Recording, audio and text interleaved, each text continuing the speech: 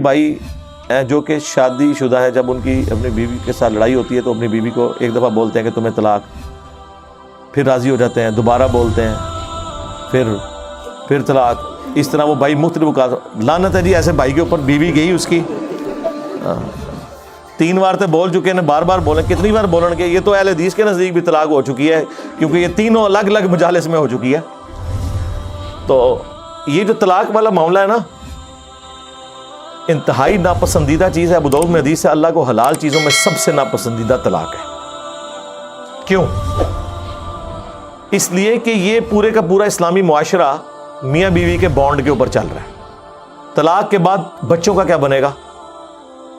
معاشرے کے لیے ناسور ہوں گے۔ یہاں تو ستیلی مائیں بچوں کا مینٹل ماڈل بدل دیتی ہیں، اور جہاں طلاق ہو جائے وہاں آپ کیا ایکسپیکٹ کریں گے کہ کیا ہوگا؟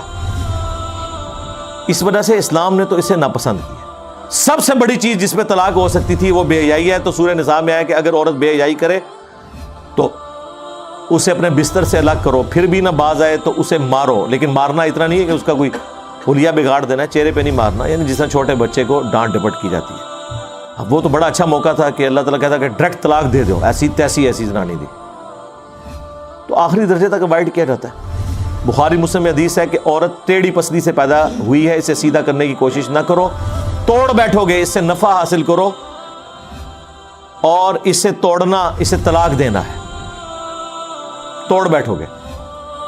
نبی علیہ السلام کو اپنی بیویوں سے تکلیف نہیں اٹھانی پڑی، یہ حدیثوں میں تو بہت تفصیل سے آیا ہے۔ قرآن میں ہی پڑھ لیں، سورہ الاحزاب کے اندر پارہ نمبر 21 کا آخری حصہ سارا ہی اس لیول تک کہ اللہ کو یہ آیات نازل کرنی پڑی، اے نبی اپنی بیویوں سے فرماؤ کہ اگر تم دنیا کا مال اور دنیا کی عیش چاہتی ہو تو آؤ، میں تمہیں دے کے تو طلاق دے دیتا ہوں، اور اگر تم اللہ، اس کا رسول اور آخرت کا گھر چاہتی ہو تو اسی مفلسی کی حالت میں میرے نبی کے ساتھ فقر کی حالت میں گزارا کرو۔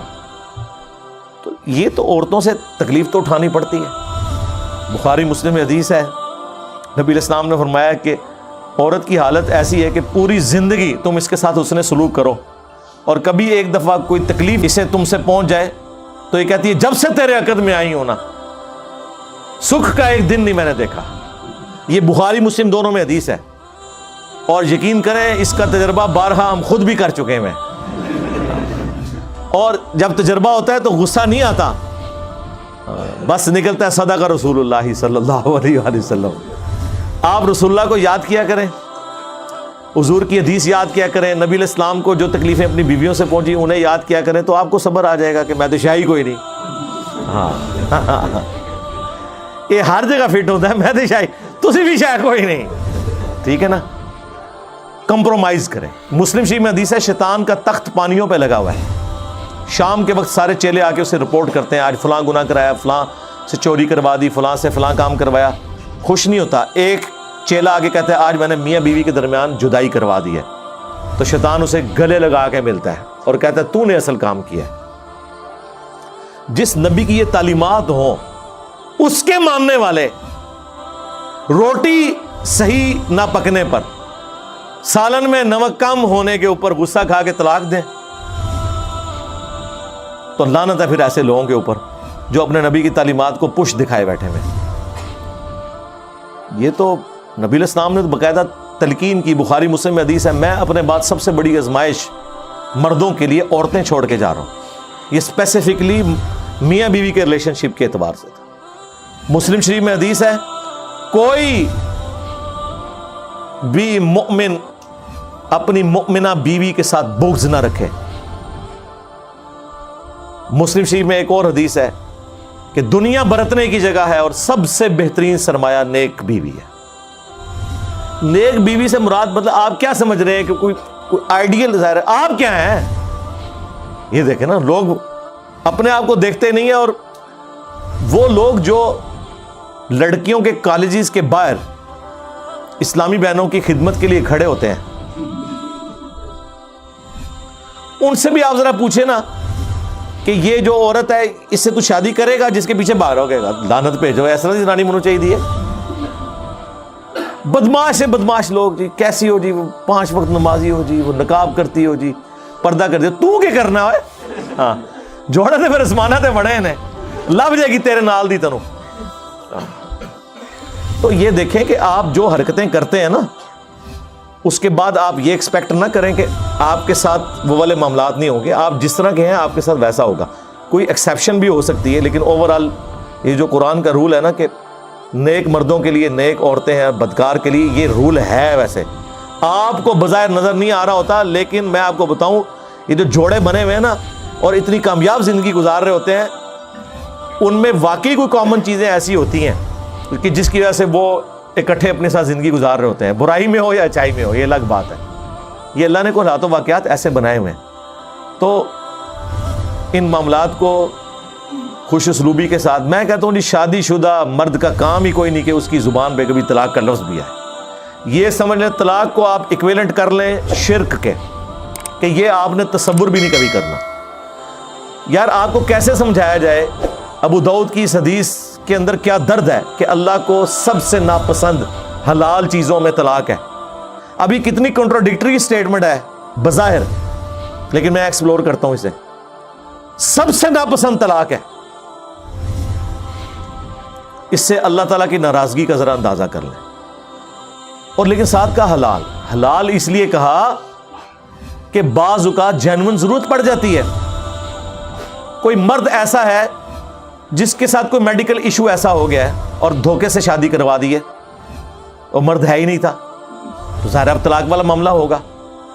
کوئی مرد اتنا فنیٹک ہے کہ اپنی عورت کو وہ اذیتیں دیتا ہے, تو اب اسے اپنی جان بخشی کے لیے یا تو جان بچا لے یا اپنا گھر بچا لے, مجبوراً طلاق لینی پڑتی ہے. حلال اسے اس لیے رکھا گیا ایز اے لاسٹ ریزارٹ, بعض اوقات طلاق کی ضرورت پڑ جاتی ہے, ورنہ تو عورتیں غلام ہوتی مردوں کی. اگر طلاق دینا جائز نہ ہوتا, یا طلاق لینا یا خلا لینا جائز نہ ہوتا, یہ تو غلام بنا کے رکھتے ہوئے جس کے ہاتھ بھی آ گئی تو آپ جس طرح جانور پالا ہوا ہے زنجیر کے ساتھ وہ اس کی غلامی رہے گی. تو یہ اللہ نے اجازت دی. اس سے مراد یہ نہیں ہے کہ جو ناجائز طلاقیں دی جا رہی ہیں وہ اللہ تعالیٰ نے ان کو حلال قرار دیا ہوا ہے, نہیں. جامعہ ترمذی میں حدیث ہے, جس عورت نے بغیر وجہ کی طلاق لی جنت کی خوشبو بھی نہیں پائے گی. اسے وائس ورثہ بھی کر لیں. ہاں, یہ نہ سمجھے کہ یہ عورت کے لیے ہے. یہ نہیں ہے کہ قرآن میں جتنے مردوں کے لیے سیکھے آئے ہیں تو عورتیں مبرہ ہیں اس سے. ایک ورسٹ کیس کو ڈسکس کیا جاتا ہے اور باقی چیزیں انڈرسٹوڈ ہوتی ہیں. مرد و عورت کا ریلیشن شپ یہ بہت غیر معمولی ہے. جامعہ ترمذی میں حدیث ہے, تم نے کوئی بھی محبت کرنے والے دو میاں بیوی سے بڑھ کے نہیں دیکھے ہوں گے. یہ ایک ایسا پاکیزہ رشتہ اللہ تعالیٰ نے رکھ دیا. قرآن میں اللہ نے فرمایا سکون رکھا ہے میاں بیوی میں ایک دوسرے کے لیے. پھر اللہ تعالیٰ نے فرمایا ایک دوسرے کا لباس ہے.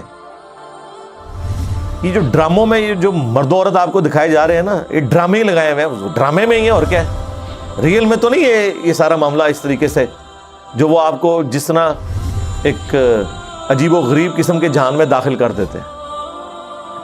یہ ایک بڑا متبرک رشتہ ہے جس کو اللہ تعالیٰ نے اپنے انبیاء کرام کی سنت ٹھہرایا, اور پوری آئلی زندگی سورۃ البقرہ میں اللہ نے ڈسکس کی ہے کس لیول پہ جا کے, صرف یہ بتانے کے لیے کہ اللہ کے نزدیک یہ کتنی اہمیت کی چیز ہے. اس لیے کامیاب مرد وہ ہیں جو رن مرید ہوں.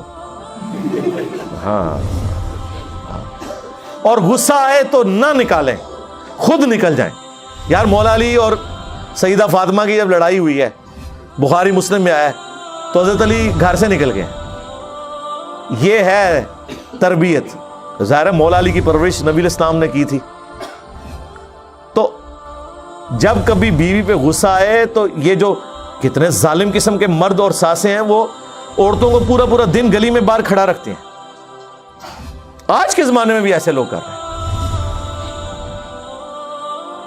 جبکہ حضرت علی علیہ السلام کا اختلاف ہوا ہے, یہ چھوڑ دیں غلطی فاطمہ کی تھی یا علی کی, تو سیکنڈری چیز ہے. حضرت علی ڈومیننٹ ہونے کے باوجود شیر خدا, تو اڈے ورگا کوئی بزدل مرد نہیں, شیر خدا ہو کے گھر سے باہر نکل گئے. کیوں؟ اس کی وجہ یہی ہے کہ اس رشتے کو آپ نے اسی طریقے سے نبھانا ہے. وہ جو بخاری مسلم میں حدیث ہے, نبی علیہ السلام اپنی بیویوں سے 1 مہینے کے لیے ناراض ہو گئے تھے اور گھر کی چھت پہ شفٹ ہو گئے تھے, ایلا کیا تھا آپ نے, اور پھر آیات نازل ہوئیں. اسی دوران حضرت عمر کہتے ہیں میں ملنے گیا پہلے تو امہات المومنین اپنی بیٹی کو جا کے ڈانٹا کہ یہ تم لوگ یہ کر رہی ہو. پھر حضور کے پاس آئے اور کہتے ہیں میں نے کوشش کی کہ بھئی حضور کو ہنسانے کی کوشش کروں, اور جب میں چھت پہ چڑھا تو ایک کونے میں چھوٹا سا مشکیزہ لٹکا ہوا ہے, ایک چٹائی پہ حضور لیٹے ہوئے ہیں, اوپر بھی چادر کوئی نہیں, صرف تہمت باندھی ہوئی ہے. آپ اٹھے ہیں, جسم پہ چٹائی کے نشان. حضرت عمر نے رونا شروع کر دیا, یا رسول اللہ کیسروں کس طرح دنیا کے مزے لوٹ رہے ہیں اور آپ اللہ کے پیغمبر ہو کے یہ آپ کی حالت ہے. آپ نے فرمایا لگتا ہے عمر ابھی بھی دنیا کی حقیقت تم پہ نہیں کھلی, کیا تم اس پہ راضی نہیں ہو کہ کیسروں کس طرح دنیا کے مزے لوٹیں اور ہم آخرت کی سعادت. پھر سرکار حضرت عمر کا قبلہ ایسا صحیح ہوا ہے کہ نہ حرام کھایا نہ کھانے دیا کسی کو. اس طرح سٹرکٹ مینجمنٹ انہوں نے رکھی ہے اپنے دور میں. جس نے یہ سارے منظر خود دیکھے ہوں اور اگر وہ واقعی جینون مومن ہو تو وہ اسی طریقے سے اپنے پیغمبر کو فالو کرے گا. پھر وہ بخاری مسلم کے الفاظ ہیں, کہتے ہیں میں نے اب سوچا میں حضور کو کوئی ایسی بات سناؤں کہ آپ کا موڈ آف ہے تو آپ ہنسیں. تو کہتے ہیں یا رسول اللہ دیکھیں جب ہم مکے میں تھے کس طرح ہماری بیویاں ہماری یعنی وہ کیا ہم کوئی غلام ہیں, ہاں کس طرح یہ ہماری اوبیڈینٹ ہوتی تھیں. جب سے مدینہ شریف ہم آئے ہیں تو یہاں انصار کی عورتوں نے تو اپنے جڑوں کو دبا کے رکھا ہوا ہے. ان کو دیکھ کے ہماری بیویاں بھی دیکھیں کتنی شیر ہو گئی ہیں. اور ہم پہ یہ واقعی جی عرب کے لوگ وہ تو کسی مرد کی بات نہیں سنتے تھے, عورت ان کے سامنے بول جائے چسک جائے. ہوں بھی تسی دیکھ لو عربی نے کس طریقے سے اپنی عورتوں کو رکھا ہوا ہے انہوں نے, وہ ان کے اندر ایک مزاج ہے. یہ کوئی ان کے لیے تعریفی جملے نہیں ہیں, یہ ان کی عادت بتا رہا ہوں. لیکن اسلام نے کیسا انہیں مغلوب کیا کہ وہ اسلام کی وجہ سے پھر بیویوں کی ساری چیزوں کو ٹالریٹ کرتے تھے. تو کہتے ہیں جب میں نے یہ بات کی نا کہ یہ دیکھو ان کو دیکھے دیکھے ہماری عورتیں بھی شیر ہو گئی ہیں, تو حضور علیہ السلام مسکرائے. کہتے ہیں مجھے تھوڑا حوصلہ ہوا, پھر میں نے گپ شپ کرنی شروع کی اور یہ اس طریقے سے. پھر خیر آیات بھی نازل ہوئی. 1 مہینے کے بعد نبی علیہ السلام نے جو ہے وہ آفر دی. یہ آیات نازل ہوئی سورہ احزاب کی, حضرت عائشہ حفصہ باقیوں کو, کہ دیکھو اللہ نے مجھے اجازت دے دی ہے, چاہے تو تم میرے عقد میں رہو اسی فقر کی زندگی میں, اور اگر دنیا کا مال چاہتی ہو تو ٹھیک ہے میں تمہیں طلاق دے دیتا ہوں. تو سب نے کہا کہ ہم اللہ اس کا رسول اور آخرت کا گھر چاہتے ہیں, ہم نبی علیہ السلام کے ساتھ کس طرح گزارا کریں گے. تو یہ نبی علیہ السلام کی جو اپنی آئلی زندگی ہے نا, یہ جب پتہ ہی نہیں ہوگی تو کس طرح عورتیں اوبیڈینٹ ہوں گی اور کس طرح مرد اپنے عورتوں کے ساتھ حسن اخلاق سے پیش آئیں گے. آپ کو تو یہ دکھایا گیا غصہ نکالنا ہے. بہادری یہ ہے کہ آپ اپنا غصہ کنٹرول کریں, اور سب سے بہترین حال یہ ہے کہ جب غصہ ایک گھر سے باہر نکل جائے اس جگہ کو چھوڑ دیں. اعوذ باللہ من الشیطان الرجیم پڑھیں جو بخاری مسلم میں ہے. 2 بندے لڑ رہے تھے, آپ نے فرمایا میں ایک جملہ ایسا جانتا ہوں اگر یہ پڑھیں تو ابھی یہ سارا معاملہ ٹھنڈا ہو جائے گا. وہ اعوذ باللہ من الشیطان الرجیم, اور جگہ تو فوراً چھوڑیں جی, سیدھی سی بات ہے. دروازہ بے شک زور سے مار کے چلے جائیں, ٹھیک بات ہی تسی کرانا ہے, زنانی نو کچھ نہ کہو, ہاں بس